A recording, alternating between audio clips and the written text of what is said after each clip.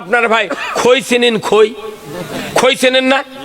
আচ্ছা, এই খই যখন ভাজে দেখবেন 28 ধান 16 ধান কিংবা মাস পরের ধান আগে ছিল।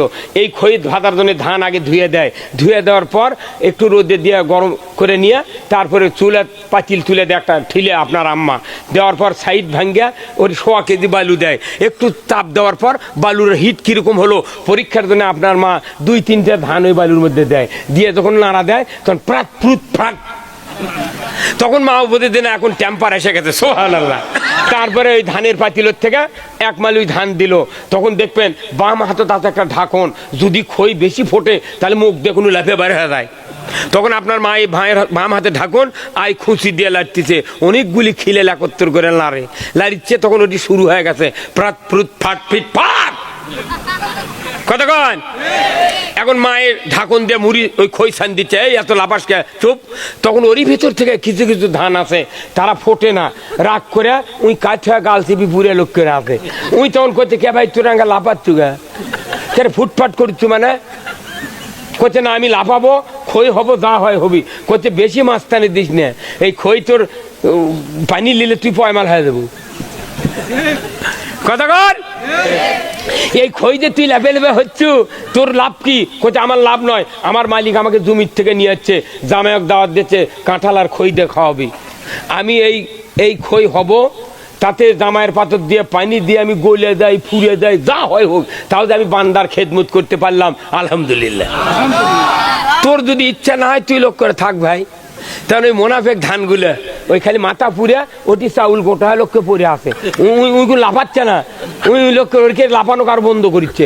এই তুই লাফাচ্ছু গা, কথা কনে বাড়ি কথা কয় না, আরে তোর লাফানোর কারণটা কি? চুপ করে থাক। করছে না আমি লাফাবো, আর ওই লোক করে পুরিয়া লোক করে আসে। কিছুক্ষণ পর 2 ঘন্টার মধ্যে খই ভাজার শেষ, একে ঝাঁকার থসে 5টার পর আসরের পর একটু খই ঠান্ডা হতে একটা ঝাঁকা নিয়ে আসা ওই নিচে গামলা দিয়ে তখন এইভাবে ঘষিচ্ছে, তখন এই ঝাঁকার সিদ্ধরে দিয়া ফাটা ফাটা ধান বের হয়ে যাচ্ছে, আর ওই মোনাফেক ধানগুলো বের হয়ে যাচ্ছে। তখন ঝাঁকা করছে, ঝাঁকা ভাই এরকম আলাদা করে ঘেরা, কথা কয় না ভারী কথা কয় না, কি করছে আলাদা করে কে? তো বলতেছে ভাই আমি কিছু বলতে পারবো ভাই, মালিক যা করবে বলে আমি তাই করতে রাজি আছি, আমার তো কোনো ক্ষমতা নাই। মালিক লাড়িচ্ছে, আমার দায়িত্ব খই ছাড়া সব স্যার দিয়ে বার করে দেওয়া। ঠিক যখন খই ঝাঁকা ঘষা শেষ, 14 আনা ধান শেষ, তখন ওই বস্তা তুলে ওই সামটা দিয়ে জড়ো করছে, করার পর বৌমা করছে, বৌমা কুল আলিয়া, তোমার কুল আছে নেন কি চাউল ধারা গাইবান্ধার লোক, ওখানে যা শোনে ওরা খুবই তল থাপা, ইনকার টোকা মারে গুণ মহিলারা, সাউন্ড হয় না। এখন এই টোকা দিচ্ছে, তো এই কুল দিয়ে তখন ওগুলো সব ঝাড়িচ্ছে, ঝাড়তে ঝাড়তে দেখা যাচ্ছে যে খোসা পড়ে যাচ্ছে, আর ওই মোনাফেক দিলে ভারী ভারী ধান খালি মালিকের কাজ বিলে আসছে। তখন কুলক বলছে, কুলে ভাই ওর করে ফেলে দিল, আমার কেমন মালিকের কাজ বিয়াল্লিশ, ব্যাপার কি? করছে ভাই আমি বলতে পারবো না, তবে আমার মনে হয় তোর কিছু আছে ভাগ্যে। তার মানে ওই যে ওইগুলো ফেলে দেওয়ার জন্য ওই নিচে কোনো থাপা দিচ্ছে, টোকা মারিচ্ছে। করছে ভাই তোর কুলে থেকে মার শুরু হচ্ছে রে, তোর কাছে ভাগ্যে কি হবি?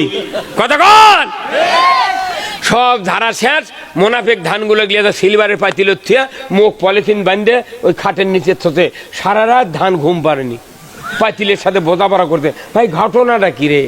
ওর করে গিয়ে বচ্চার তুলে তো আমাকে পাইলে বাঁধে তুলো। করছে আমি বলতে পারবো না ভাই, তো কাল সকাল নাস্তার পরে তুর্কের খবর হতে পারে। তখন সকালবেলা উঠে শাশুড়ি বৌমা পান্তা পানি খায়া নাস্তা করে, শাশুড়ি পান মুখর দেয়া ডাকতেছে, বৌমা ও বৌমা, কি আম্মা পাতিল দেয়া না ঢিকির বারত লিয়ায়। ঢিকির কথা শুনে মোনাফেক ধানের মাথা ঘুরে গেছে, হাই সব কয় কি রে ঢিকি কে? করছে না ভাই আর তোমাদের বাঁচাতে পারলাম না, এতক্ষণ পাল্লার পেটের মধ্যে রাখিছি, আর তোমাকে বাঁচান যাবে না।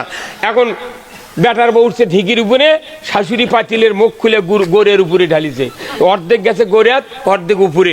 গোড়ের ভেতরে যারা গেছে তারা বলতেছে ওই যে 1.5 ফুটে একটা বোঁটা নেই, এই বোঁটা বলছে, বোঁটা ভাই ঘটনা কি আমাকে ঢাললো? কইছে ভাই আমার কাছে কোনো খবর নাই, তো খবর সব জানে আমার এই বোঁটার মাথার যে লোহার গুলো আছে, ই সব খবর জানে।